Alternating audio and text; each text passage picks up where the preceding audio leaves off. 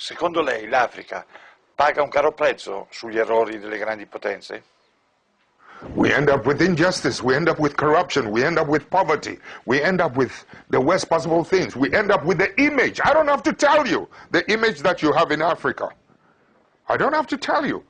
Listen, when I was in office as an Air Force pilot, I went to school and trained in the cities. When I became an Air Force pilot, I had the opportunity to travel around the country. That's when I saw there is a big difference between those of us living in the cities and the mass people who feed us living in the rural areas. My brother, you listen to me carefully.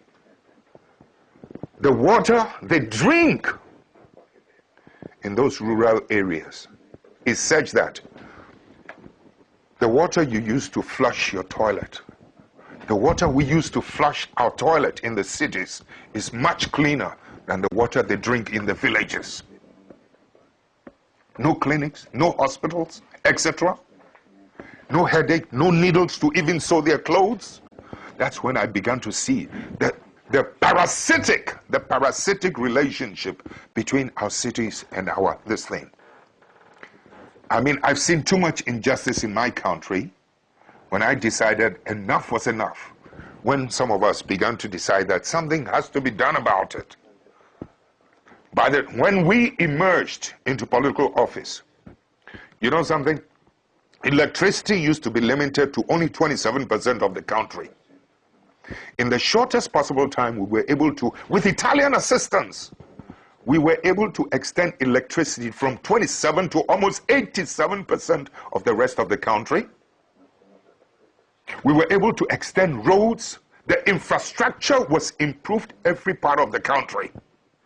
I mean, it was beautiful.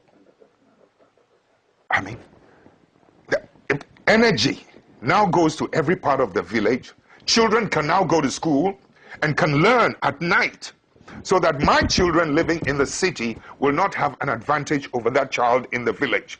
My child has no superior, was not born with anything superior than that child in the village. But so long as that child in the village is denied and deprived of electricity to learn at night and good water, etc., my child in the city will always have the advantage over the ones in the rural areas. I've been to school where rural students were doing better with the passage of time than those of us in the cities. Please, I know the potential of humanity.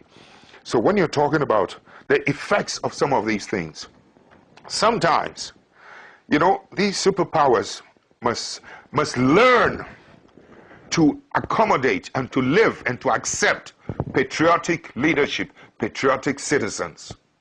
Too often, they're happier with people who are not patriots.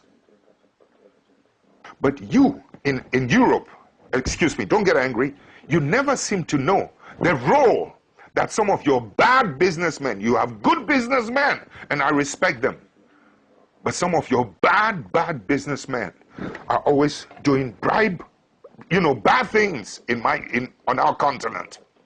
And it's our people who suffer.